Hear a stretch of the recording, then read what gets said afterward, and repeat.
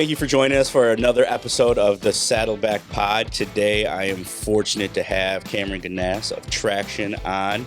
Hopefully, he can give us a little bit of insight into the branding world, maybe a little bit of how that might apply to a restaurant or a startup company, and kind of go from there. So, Cam, why don't you tell us a little bit about yourself, about Traction, and kind of where you're at? Thanks for having me. Yeah. So in a couple of months, my business will be 29 years old. Holy smokes! Yeah, I started it. I was a 19-year-old college dropout. I was working at a local, copy design center, and we found out we were pregnant as a 19-year-old, and I was like, well, why don't I just go get rich and start a business? It's that easy, man. You did it. Back when I started, I was minimum wage like $4.35 an hour or something. I'm like, I can't raise a kid on $4.35 an hour. So rich is a long ways away when you start a brand new business, right? Yeah. It's man, it's just it's been such a journey, right, to get to this spot, and I still feel like I'm learning and growing the business, right? And so, even almost 3 decades in, it's just crazy. And I know I look 25, but certainly I started this a while ago. But so I started the business on this. It's interesting, we're chatting from a restaurant, perspective, is that and there wasn't really the phraseology, if you will, about what brand was. And it seems kind of nuanced, and it's like, there's different ways that people have described it over the years, but even before it officially had that term, and it's been a word for a long time, right? And I'd love to tell you the oldest story of branding that I've come across. But this idea that I would go to a restaurant and walk in and sit down, and it wouldn't feel anything like the sign indicated, and I would see so many really bad signs, in town, and I thought, well, I can help solve that. I knew how to design stuff, and I was like, why can't I start a business that helps people make better designs that represent what's going on kind of inside, in the thick of what's actually happening inside the business. And so from the brick and mortar perspective, how do you reflect that outside or even on flyers and stuff, which is the other stuff that I had been designing already.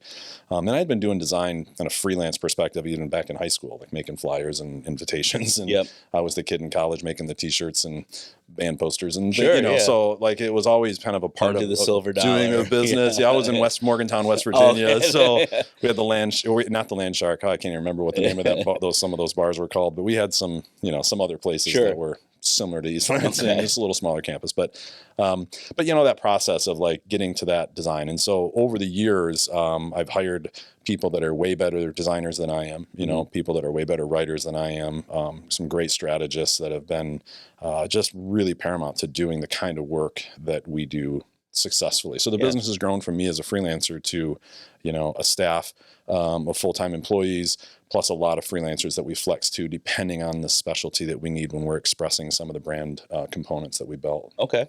So when is it a good time for a business to start looking at branding?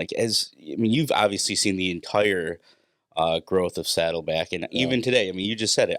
You're constantly trying to figure things out, as are most businesses. But it's too soon to think about that, or should you be thinking about that day one, or where is best practice for that? Because that's something that I struggle with. Yeah, I think the answer is it depends on what you're using to define the word brand. Okay. Yep. So a lot of people, it seems really common, and it's fair, right? It seems really common that that people think of a brand as some of the components that are the triggers of a brand, a logo or a name, right? The name is the most used component of a brand, and a logo is the second most used. And so you kind of go down this process, and because those fall in the trigger column, if you will, or the pillars of brands, people always associate that with a brand. 10 years ago, you hear radio stations like, call us and we'll build you a brand. The radio station's not building you a brand. No. I'm not building you a brand. I'm building you, and good branding firms recognize that what they're building you are tools to help you express your brand with confidence and distinction. So we aren't creating the brand. A brand is what people say about you when you're not around. And so that's not a logo. A logo is used as a recall method to, evoke what that experience was or what the promise is of that organization. So when's the right time? Whether you know it or not, the thought of building the business and thinking about who you're going to serve and what you're going to do is already the start of it. The question comes is when do you spend the energy and the finances and the resources to develop the right tools to make your path to distinction better? Because branding, good brand work, good brand effort is about strategic differentiation. And so you weren't just another person with a trailer and smoking. You had smoking meat. Sorry. You had an idea of the intention behind your food, right? You had an idea behind the intention of the flavor that you wanted it to have and how you wanted people to feel. And so you are already doing that, and every business already is. The businesses that struggle are the ones who, I want to start a business so I can make some money, and what area can I start it in, and then just go find something, and they start replicating other people, and then just start going through the process. And every once in a while you can turn a commodity into money for yourself, but most of the time the businesses that are sustained can do so even without a huge advertising budget, just because they are so remarkable about what they do, and then they lean into the right components that make them stand out. So you've run into businesses that you ultimately could go and look at it and go, I don't know if there is a way for us to create a brand with what you're going through or where you're at. Yeah, and without talking about the specific industries, there are definitely a couple industries where the goal, when you ask them what's their goal, is to make money. Who's your audience? Everybody. Who's your competition? Nobody. We're like that. I can't help them. And that's okay. We don't want to help them. I mean, in terms of my agency, like, we are definitely there for the organizations that are really at this inflection point. And sometimes it happens before they open their doors, and sometimes it happens after they've been open for a couple of years. We've rebranded 100-plus-year-old organizations, nonprofits. We've rebranded 50-plus-year-old family companies, organizations that have been purchased, rebranded organizations just before they've been sold with the intention of increasing the value. And so we've been a part of all of those. Right. And, there's a lot of really good numbers and metrics out there, and I don't have any physical data in front of me, so I don't want to lie about any of the numbers, but there is the overall concept is that, if you take a business that is just, and they're existing in the space, and then you develop identity systems, verbal and visual identity systems, and you develop tools that look remarkable and distinct in that organization, the brand is worth more than just the commodity itself. And this is proven with organizations like Coca-Cola. Right. Organizations like Apple, Quaker Oats. It's not just oatmeal, it's Quaker Oats. And so even the owner of Quaker Oats talked about, if you can sell anything, I'd rather sell my brand than the actual oatmeal. I mean, when I look at it, I'll go through these just wormholes of things that I think like Saddleback lacks, or things that I don't know much about. And branding is one of them. And I'll go through these streams and streams and streams of content. And obviously, if you're a content creator and you're focused on branding, you're making it sound like branding strategy is the number one thing you need. Like, it's not a marketing strategy, it's branding strategy. Like, that is a huge purpose. But I never really saw it. I guess maybe it wasn't that I didn't see it. I wasn't really looking for it. But are you familiar with crumble cookies? Very much. That was the one that I actually went into, and I was like, holy shit, this feels like they got it together. Like, there was almost like an emotional exchange when I walked into the building, when I saw their box, how they integrated everything. And it just didn't, it was a different, you could tell they put a lot of effort into that experience.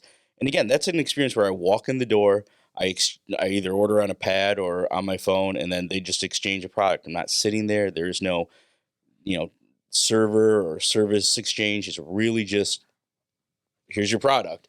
And that was the one that I was like, okay, like, Saddleback's missing something like that. They've got this figured out, where the smells, the visuals, everything comes together. And so they have a thread, right? They have a thread from the beginning of the promise, the visuals that they talk about, to the box that they have floating out and about that people proudly carry and see, all the way through that experience when you physically come in the door. And that, trust is only built through consistency. And a good brand is very consistent and trusted. I mean, a brand is a promise kept over time. There's all these sayings that exist in the branding space, but they're all true in the way, if they're actually delivered, if they're actually thought of. And one of the ways to consider branding is this, and the difference between branding and marketing and advertising. And again, branding is a pull exercise, and marketing and advertising is a push exercise. And the way to think about those are, marketing and advertising is like asking people on a date. Yep. Asking somebody on a date. Like you're making the ask, you're putting things out there. Branding, however, is doing all the stuff that makes you dateable, right? It's all of the pieces that if you are, I think I used this example talking to somebody the other day. If you're interested in meeting somebody who is French, if you're a guy and you want to meet a French woman, you probably shouldn't just go to the local pub in a suburban, or I'm sorry, not just in a rural environment and expect to find a French woman that you can interact with, and you better not go in there and not speaking any French anyway. So instead, what you want to find is a French cafe. But when you show up in that French cafe in a big city, you better look the part, right? You better know a little bit of the language and at least recognize how you're going to woo that person. Like, what is it about you that's going to make a French person, attracted to you, or like at least feel like you're intending to communicate with them? Yeah. And this casting a wide net stuff, this like everything for everybody, means you're nothing for nobody. And so how do you really, and Crumble does it. They know that their buyer is okay with just a cookie. It's not somebody going to buy a dozen cookies real quick and just take them to and let people throw them away, or buy 100 cookies. Like those, they have the Costco's for that and the Sam's and stuff. So they're after the person who's given themselves a treat and they want to feel elevated. And, we can dive into these great brands and really understand what all those components are. But no, that was just the example of something that like jumped out at me that, like obviously there's Starbucks and things like that. But that was the first one that I wasn't really familiar with. But when I went in there and I had the experience, I was like, whoa, I gotta learn more about this company. This is really interesting and how they did that. And, for me, one of my struggles is like, how important is the takeout bag, the packaging, the uniform, the ambiance, when all these things in the in the atmosphere are important, but the core product obviously is vastly important as well. And at what cost do you sacrifice that product and put that maybe the second place or third place, or how does that work, and what's the decision making on that? Because these are all, this is all money that you have to have come back to you at some point. And absolutely. you're either passing it on to the customer or your volume has to just go through the roof. So can you add anything to that or kind of make some sense of that? It's, it does come down to economic feasibility, right?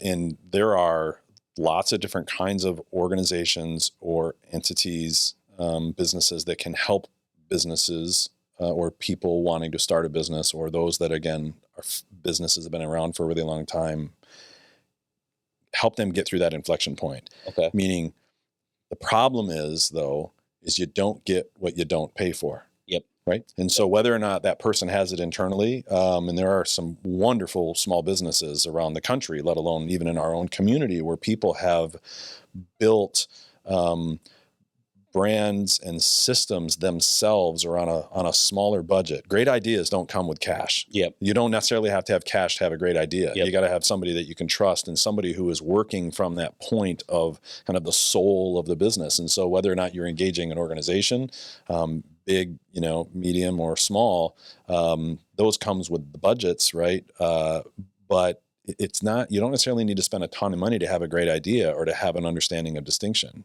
And so it comes down to, again, recognizing what is all of a brand. And I would say Saddleback has a great brand. And there are different tools in the toolkit, right? Or like kind of quivers, or arrows in the quiver, if you will. There's lots of different ways to say that. But the idea is, again, brands, we talked about having these different columns, and the trigger column, and the trigger is things like smell, visual, all of the senses that happen, all of the tools that are used out in the marketplace that get people to think for a moment and reflect back on that brand. So a cup, having a printed cup, better yet, having a cup that is colored a certain way with shapes on it, because people see shape first, then you see color, and then, kind of in that order, and then you consume the content. So just a white cup could be from anywhere. But if you're constantly seeing a purple cup, or you're constantly seeing an orange cup or a green cup, or whatever the color is that you want to own in the space, those can be really smart moves, because then every time that exists and somebody, a fan or a user, goes out in the marketplace and is walking around or showing up at a park or whatever with it, or at a family event or a barbecue or whatever it be, tailgate, that's that thing. And whether or not somebody is thinking, oh, Matt is drinking a drink from X, it's just I've seen that. Oh, and then all of a sudden, when you're ready to make that decision, why do I like that business? You might not even know why. But there's been enough brand touches that have given you all of those moments of, connection to those businesses. So there's actually science behind all of this. Like, this is all, like, you're picking, like, when you're doing a logo or, I don't know, an interior or something like that, there's a ton of things that are applying. Yeah, because we know this, right? I mean, there's some extreme examples. We know that the science shows that, adolescent males are more attracted to, or naturally lean towards, right angles and primary colors. And middle-aged women, or, and the empty nesters and older, lean towards, naturally, are more attracted to curvilinear shapes and earth tone colors. So if you came to me and you said that your audience was, high school boys, or boys coming from, transitioning from high school to college, but you're like, but I really love the waves on this, system, and I really want it to have this, green and brown color. And then you ask a designer to do that. That's the difference between a graphic designer and maybe just an average marketer. They might just, I'll make your logo, and they just do the artwork for you based on what you tell them, versus a brand systems person going, let's talk about who you're really trying to show this to, and how are you trying to get them to react? And then instead thinking about the science of that. Again, those are really extreme examples, but it really does come down to, if you have a law firm, you probably shouldn't be using, a sans serif font that is like really new and forward trending. You need something that has some serifs on it, that looks a little more old world, because what happens with the font itself looks balanced. It looks trusted. It looks old and like it's been around, and it has knowledge. And so there's all these little pieces, just from the typography choices all the way through colors. And then we call them the lockups, or the overall, ways that you build identity systems together. All of those tools are so critical. Again, talk about that trust and that cohesion. If once those dots are all connected, oh man, they look like they have their shit together. So it sounds like you're saying, no, we encompass everything into our thought process, where if you go to, a third party overseas place, or like a 99 Designs, they're just going to find something that you personally are going to like, but you honestly probably don't know what you need. Some guidance. We do not operate on the like and dislike platform. And if you find somebody creatively that you're working with that is willing to accept like and dislike, you're using the wrong person. Because because you can go grab that tool and make it yourself, and just do exactly what you want. But if you're not being stretched, right? And I love this saying, a mind once stretched never regains the same shape. Okay. Right. And so the more we travel, the more we have conversations with people from different communities, or even our own community, and they might be of a different political background, or the more we engage and do that. And as a creative, the more you're listening and watching and researching and studying, and, all of this stuff gives us a more informed view. And so if you tell a designer, here's what I want, and then they do it for you, you might have the wrong relationship. Because if you're not being pushed, and they're not asking these annoying questions, why, how do we get there? What's your intention for that? Then are you really using somebody who's an expert of actually solving the problem, or using somebody who's an expert technician of using the tool? And here's where AI is going to go in this. Somebody's going to sit down and say, give me a logo that does this, and it's going to spit it out. And it's going to be exactly the shit you put in, shit out. Yep. Instead, when you come to an agency or a creative, or you go to somebody who has the understanding of your goals, and you can frame all of that stuff, and then it can ask you that deeper and challenging. Now, all of a sudden, there's ideas, and then you can start working through those expressions. Now, will AI get there? Probably. It'll know, you want to build a logo? Well, I'm not going to do it unless you do this, right? But it's not going to know until you give it that prompt engineering. And so there are, that's a whole different discussion that we probably shouldn't get into right now, but like this idea of just doing what I say and I like or dislike that, what problem are you solving? How are you really coming to a moment that is going to be differentiated and have that end person look at you? And the biggest thing that we work with is sometimes customers come to us and, well, I like this. I'm like, well, you're not your customer. Mm-hmm.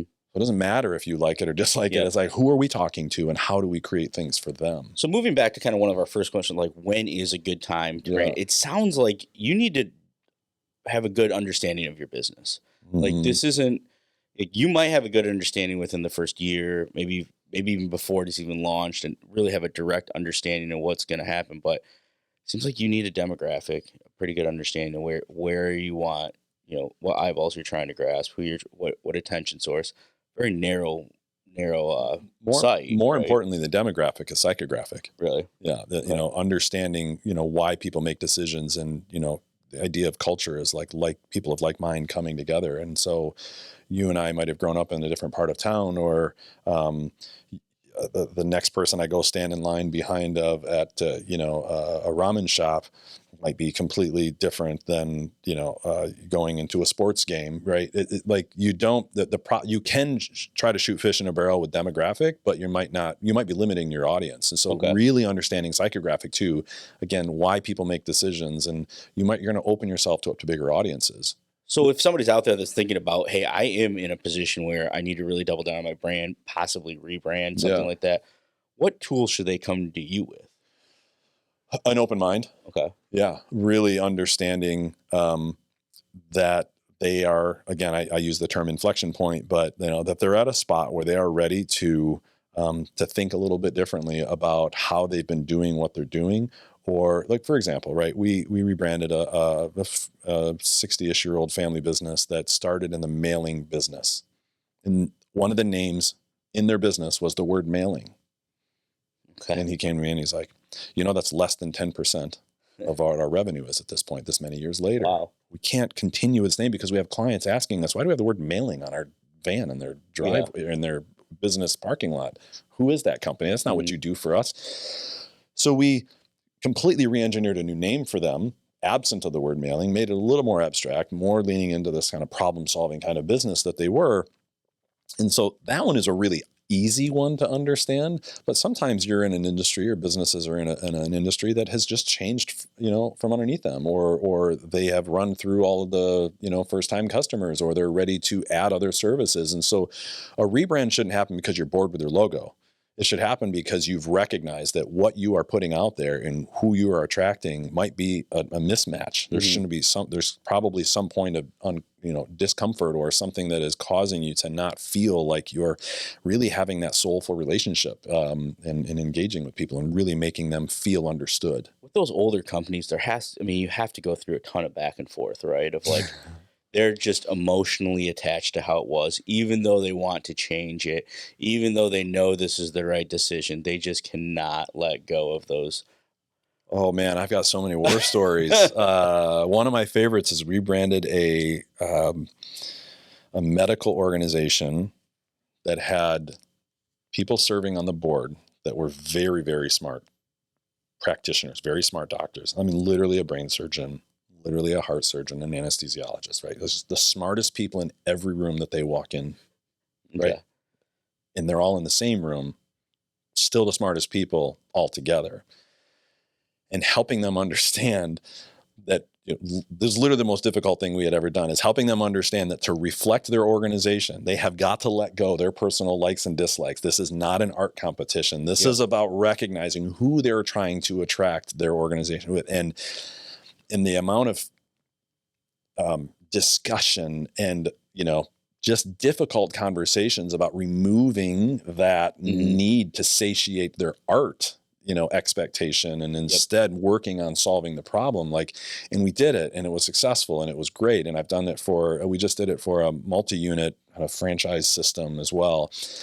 And we had to show them the end game, like at the beginning, and told them they're going to be wildly uncomfortable, but then bring it back to, here's where we start though. And here's the middle point. And here's what it looks like in 6 months, because rebranding is not a light switch.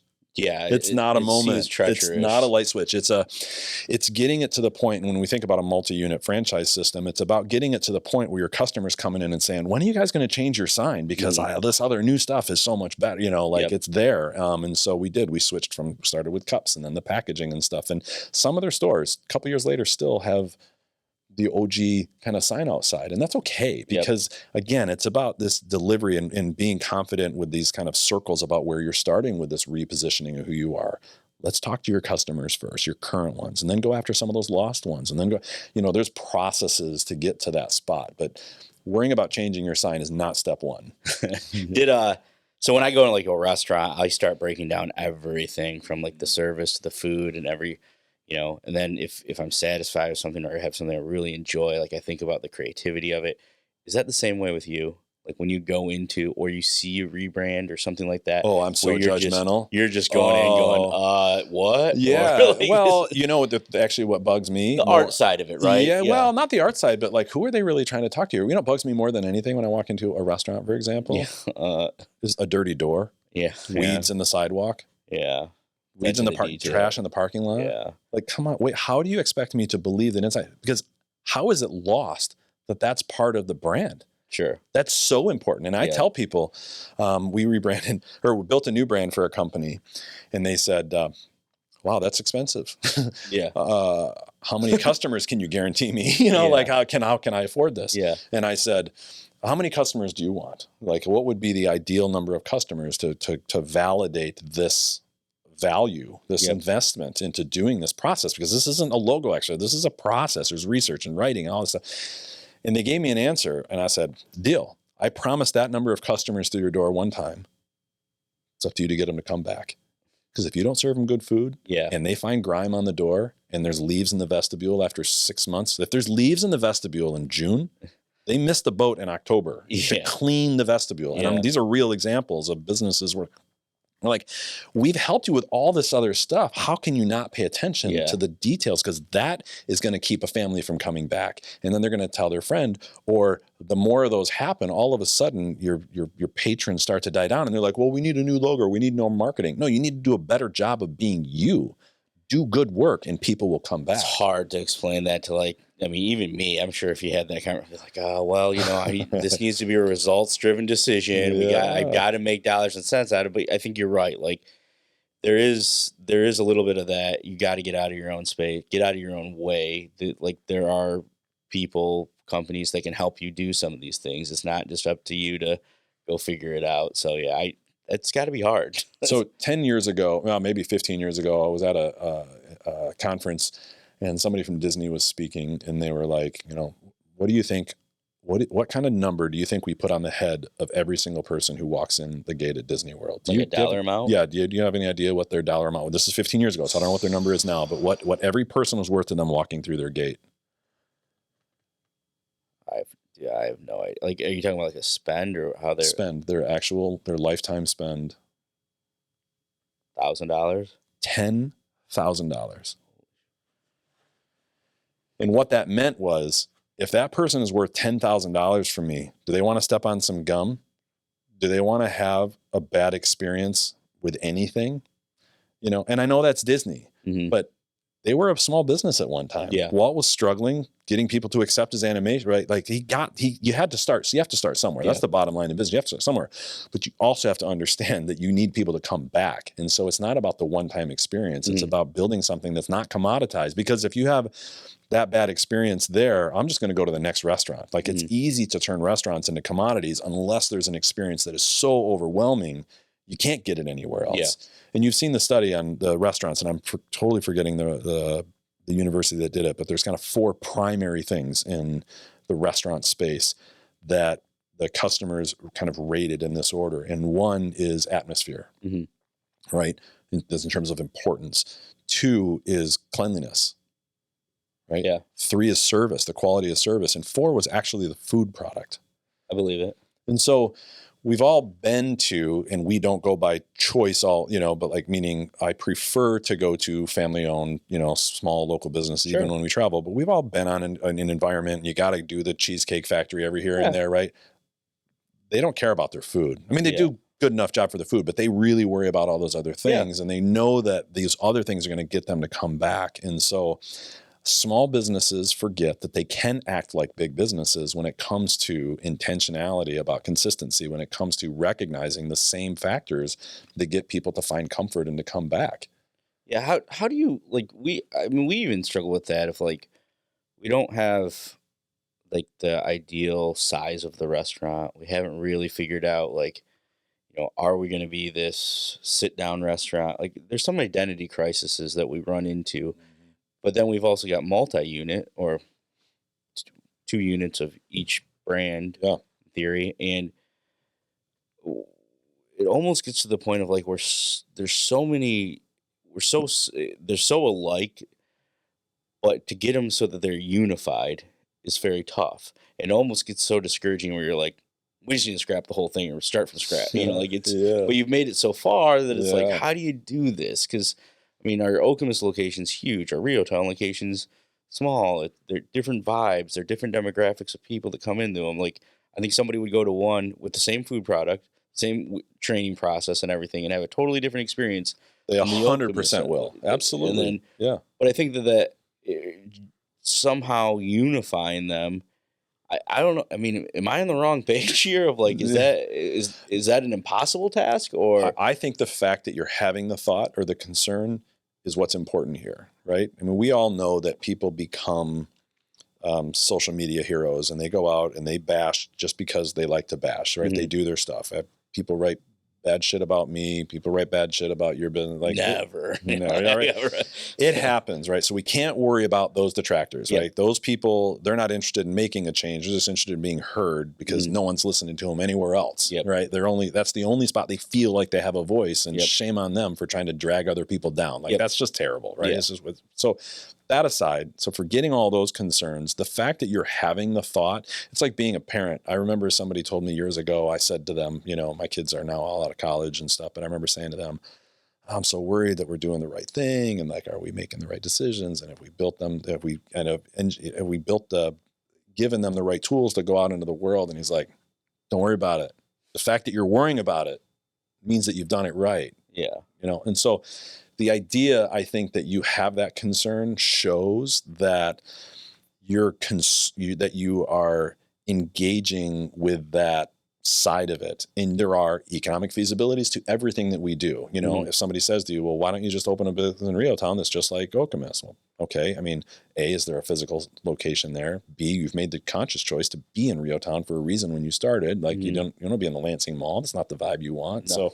So, and there are plenty of great businesses in Lansing Mall because that's the vibe that they want and they're going after. And that's totally fine. I think to each their own about how that works. And I think that's what makes the world go round, are these differences. So that's totally fine. I'm just saying, I know the Saddleback brand enough to know that you're intentionally in that kind of space with that start. So, so I think businesses can choose to embrace that and make it a feature versus a detractor. And so I think there's a couple ways to do that. We get involved. I think again, there's a difference between a brander and a marketer, right? And there's a difference between a strategist and somebody who makes logos. And the deeper you can get, when do you start? Either before the business or at some point where you're at this major inflection point, is that you bring somebody in as a trusted advisor, and you're okay being uncomfortable. If you're okay with having the tough questions asked of you, and being okay with sometimes the answer that you're about to say out loud might make yourself uncomfortable, then you're doing it right, because it means that you're really working on solving the problem and not just doing something to appease everybody. Because if you can solve these things that you're trying to go after, your end game will be so much richer, and people will have such a more thorough and like lovely experience with what you're doing. It's hard. I mean, as a business owner, this is like, you are supposed to be the person that has all the answers. And then once you start showing vulnerability of like, hey, we might need some help in some areas, or man, we got to really improve this. This is going to be some heavy lifting. People start getting a little bit concerned, whether it's a customer, whether it's an employee, of like, that's not going okay over there, or there's shaky ground. And obviously you're doing it for the right reasons, but man, it's just the kickback of that is rough. Being a small business owner can be really lonely. Yeah, it's not a fun battle. amazing friends. I am so fortunate. I was able to coach high school soccer for 17 years. The business that I work in, and get involved in all these different industries, and I'm involved in different speaking. Like, I am very lucky to have all of these experiences. Have, I think, what I consider a wide group of friends, let alone colleagues, and all those other things. There are very few in all of those circles that are able to hear me and understand and really provide that. And so for all the small business owners that are in this boat, the best thing a small business owner can do is put themselves around other small business owners. Yeah. Because unfortunately, if you're not signing the front of a paycheck, you don't understand the stress of 3 paychecks from now. Yep. Like, that's a different concern. It's a different thing that keeps us up at night. You don't understand the concern of 8 months from now, this lease is up, or this engagement that we have going with a current client is coming to an end, or I need more clients like this, or I have an employee moving out of the country, or I've got the need for this, and when is the right time to hire? They're just a fundamentally different things outside of the relationship with the customer and actually delivering a good product. And so there's a huge difference between working in the business and working on the business. And as a small business owner, I mean, I was so fortunate to meet the Small Business Association of Michigan when I was 29 years old. Like, I was introduced to that organization. I got involved in the board. I haven't left there. Almost 20 years later, like, I am still involved. I'm term limited out of the board, but like, I still engaged with the, They're trying to kick me out. But no, like, I get to chair the board development committee right now, and I get to stay involved with bringing all these small business owners together, because I know how important it was to me at that emotional moment, that moment in my business and growing my business and not just growing it, just maintaining sanity as being a business owner. So if you're a small business owner, find your people. Whether it's here in Michigan or wherever people are understanding this, but like, there are other people with the same exact concerns. You have a different product, you've got a different SKU, you've got different customers and clients and employees, but we all have the same general issues. And so being in those environments, and it's not just joining the association in terms of writing a check and getting their services, but there are events that can happen with small businesses, and that's just so critical. And I've just seen so much, and I've seen you at some of those events, and it's been great to have you and hear you speak, and just, your recognitions that you've had through those things. And that feels good, because you realize that other people, your peers, are recognizing you for the work you've done for your communities and your business. Yeah. I always go back and forth with the networking and putting myself out there as far as like, is this, again, it's one of those, is this the most important thing? Should I be doing more of this and focusing on building those relationships, learning from others?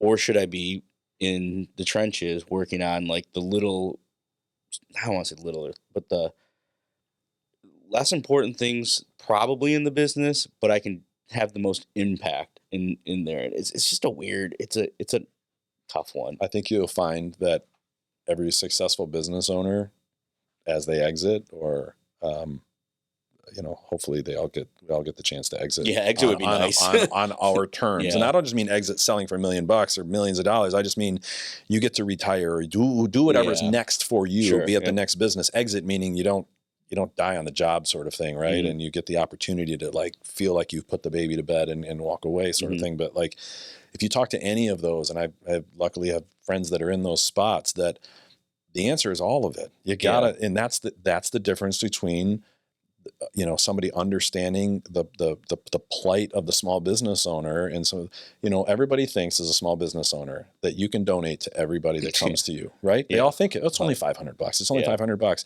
The number of requests that I get for $100 or $500 or thousands of dollars is it's uncountable, right? And so, no, we can't. We're small business owners.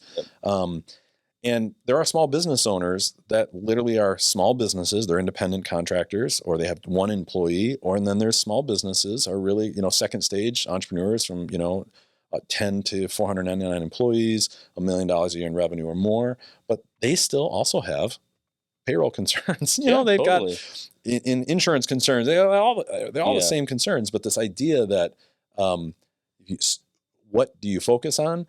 I think for our own mental health, it's important to put our energy into finding some of those relationships, so at least we have some of that sanity check, that there's some of that, like, I'm texting people. I've got a guy who owns an agency almost identical to mine. And he's halfway across the country, more than he's on the West Coast. Right. And so we message and we share and we get together on a Zoom every couple of weeks. It's like, it's a really great relationship. Yep. I love the guy, like just as a great friend, but beyond that, I'm so thankful for the business kind of sanity checks that happen through those conversations. It's the more I've done these podcasts, it is the common thing of like, having that, being able to have that network of people just to talk to about things, because if not, you're out there on an island. You're not sure if you're doing everything right, everything wrong. Am I the only one doing it this way? Is there, and it's a tough space. And yeah, I definitely been there. And I think Marcus last week or a couple weeks ago when we had him on, he was definitely like, you got to take care of yourself, man. That mental stress of everything it catches up with you real quick. I think, going back to this, like, what is it you spend your time on? I think there's A time, B time, and C time, right? In how we manage it. And I'm guilty of saying yes too often, right? I'm the worst. Man. Yeah. But I think it's a common trait with entrepreneurs that they want to solve problems. Yeah. That's what an entrepreneur is. There's a difference between a business owner and an entrepreneur, right? A business owner can buy a business or start a business, do the business of the business, and they're just doing the thing. But entrepreneurs are like in this constant evolution and solving problems and thinking about growth and doing other things. Mm-hmm. And so I think there's a different mindset there. But the details are what makes your business different. And going back to this original question is like, when's the right time to invest or to think about branding? Again, if you're not, especially in the restaurant space, if you're not thinking about the distinction and the thing that brings you back, or that brings people back, or the thing that makes you stand out, what are you doing? Mm-hmm. You're just serving hot dogs or serving tacos or serving pizza or serving barbecue, right? Yep. Like, you've got to do something that is distinct, unless you are showing up in a town that's just desperate for a Mexican restaurant that doesn't have one within 50 miles, and you can serve crap and it doesn't matter. But like in our most markets, you do have to concern about that. And the process of being strategic and thinking about that is the place that has to start. Yeah, kind of pivoting here. We're running out of time a little bit, but you brought up, you coached soccer for X amount of years. We had Jose from Tantai in here. He's a soccer player. Love that guy. Yeah. I have soccer history as well. And one of the things I asked him that I'd love your 2 cents on is that now that I've hired and, we've had, I think we're 70, 80 employees, I always seem to find that people that have played sports at a young age, or just, I'll just say just high school sports, mm-hmm. Are easier in the workplace to deal with. Mm-hmm. And I'd love to hear kind of what you've seen as somebody who's obviously developed young athletes and then hired people from the outside, people that have those kind of skills, have been let down before, have had to be coached and directed, and can be told that's not what we're looking for, and move forward. And the other side of it, of the ones that have no idea what that feels like, and you're the first person to tell them, like, dude, you got to step it up. I think, I'm not a fan of bullying, but I am comfortable with my own kids and me and the young boys, young men that I coach. I coached at varsity level, so whatever that they're officially called, finding difficulties in relationships. Mm-hmm. And one of the things we looked forward to every year was the moment the storm would happen in the team, because at that moment is where the leader really showed that they were a leader, or faded away and somebody else became a leader, or no leaders emerged and the season fizzled. Yep. The storm moment was the most telling moment. Everybody starts the season with this joy, and all these kids, I want to win a state title. Yep, we're going to go all the way. This is our year, but they haven't actually put in the work. Mm-hmm. 2009, we showed up in the season, and those kids put in the work. We went undefeated. We went to the state finals. We had scored 100 goals. We had only given up 14 all season. We were killing people. Undefeated public school in the state finals. Yeah. Doesn't happen. Doesn't happen. We lost 1-0 to a private school on a throw-in that was tipped in by the goalkeeper who had somebody coming in front of him. So it was a legal goal. Yep. It was the most crushing moment, because nobody on that team felt like there was even a chance of losing. Mm-hmm. It wasn't even, how could we lose? They were killing people 4-1. You know, we outscored teams again, 14 goals. We gave up to 100. I don't even know the math. That's 5+1, right? We were killing people. But to this day, I still think about that season, you know, like what a crushing blow that was, but we were in the state finals. But like the boys that were on that team and the young men, I still have relationships with some of them, and they're in the business world and they're doing just amazing things, and they're not crushed. They're not drug addicts in a ditch, right? Like it's okay to have that heartbreak. And I go back to this bully moment. It's okay to, you know, it's like, what's the Tyson quote? Everybody's got a plan to get punched in the nose. Until they get punched, yeah. It's okay to have these difficult moments, to find that storm, to realize things aren't going okay. And if you don't have that natural feedback and let the kids, or if you're finding these high school athletes, like you talked about, like if they haven't gone through that, somebody calling them out on their shit, right? Or somebody challenging them, or them realizing that somebody's working harder to them. If you don't have that and you've always been sheltered, it goes back to this other phrase that I like, that don't build the path for your child, build your child for the path. And high school sports gives kids a chance to be built for the path, regardless of what that is in this team environment. I totally agree. I when I see kids, or you know, it's an interview question. It doesn't mean that we do or don't hire you, but I'm always interested to see, like, and it's not just sports. You know, it's not theater, sports. Absolutely. Music, something something some sort of after school where you're challenged with other extracurricular. people's relationships. Totally. Yes. And you have the opportunity to take things upon yourself, practice at home, develop. These are all skills at an early age that I think are just extremely valuable, that as somebody that hires a lot of people, I see less and less of it. I really do. I see it where it's like, oh gosh, man, am I going to be the first person to really disappoint you? Like, I don't want to be that person. Like, that should have happened years ago. Like, but I'm going to be that person. Like, it's gross. But I love your insight on it, and that, and you're absolutely right. The separation of where like a team kind of breaks down and really starts to learn about themselves and who's going to carry this thing. Is it going to be carried, or what's gonna, it does reflect right to business of like, man, this thing sucks. We're not doing, like, who's gonna step up? Who's gonna take on more? Who's gonna carry us through this thing? And it's I don't know. There's a lot there, but it's. I heard a phrase the other day. I was in a business owner kind of roundtable group, and it's a new group that I just had the opportunity to be a part of, and somebody brought up the term social loafing. Okay.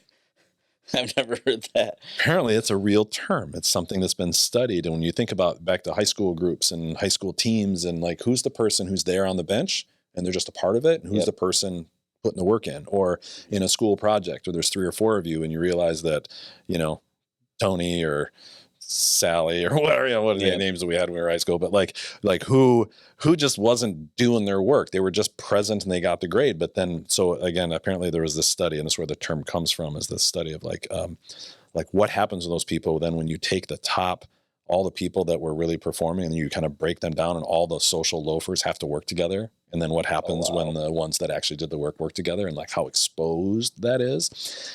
So high school sports, or any of those environments outside of the class project where you're told to be in a group, when you self-select to be in a group and you probably are likely trying to get something done, the social loafers get called out in those team sports. They don't get called out in the class project, because the person who takes the lead just gets it done. All they do is roll their eyes at that person, and they don't just carry them forward. They don't really care. They just do it because it's what's the right thing to do.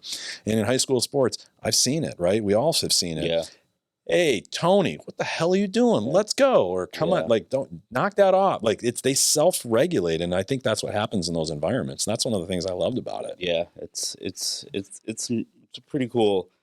As I get older, it's really neat to look back and kind of see the things that I've taken away from that, and then to watch other people that are a little bit younger than I am and how it's affected them. And you know, it's just, again, it's one of those free resources. You don't have to be great at it. And again, no, you don't. Role playing is like being a role player is a huge factor. You might not be the top dog, but you have a purpose, and without you, we won't have that success. And learning that at a young age, very, very big, very important.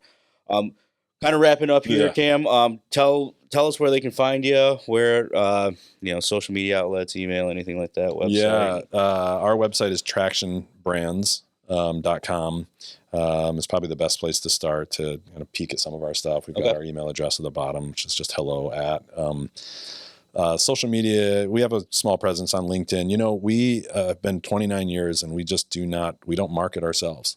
It's kind of crazy. Right? It is really crazy. We've been really fortunate to not have to be out there selling and buying ads and placement. We don't have to go ask people on a date. We do good work, and it's like we get referred, you know, Sure. So most all of our work comes through those channels, or just kind of being present and, you know, around environments and, so, you know, the kind of the systems that people like need our work in. So the best place to see our stuff is at tractionbrands.com, or follow our Facebook page, which is more cultural stuff and anything. We brag a little bit about our awards and things that we, you know, that we get, and we talk about some fun stuff on there, but yeah, you know, we're here in mid-Michigan. Our work is, throughout the state. We've got some international clients. We've got some stuff out of state. You know, it's just so much fun, you know, being in this industry, and we've done a lot of work in hospitality business. Our very first customer, 29 years ago, almost to the day, was a small pizzeria. Okay. And we helped them grow from, you know, 2 locations to 7 locations. And then, you know, kind of they sold and created other restaurants, and you know, we've just done a lot of work in the hospitality space. And it's been awesome. Really fun. That's awesome. Yeah. Well, thank you so much for the insight. I took away a lot. I'm sure the listeners did as well. You know, we'll have to do it again. Oh, man, that'd be great. I love chatting about this stuff. Thank you so much for including me. Thanks again, Cam. Yeah.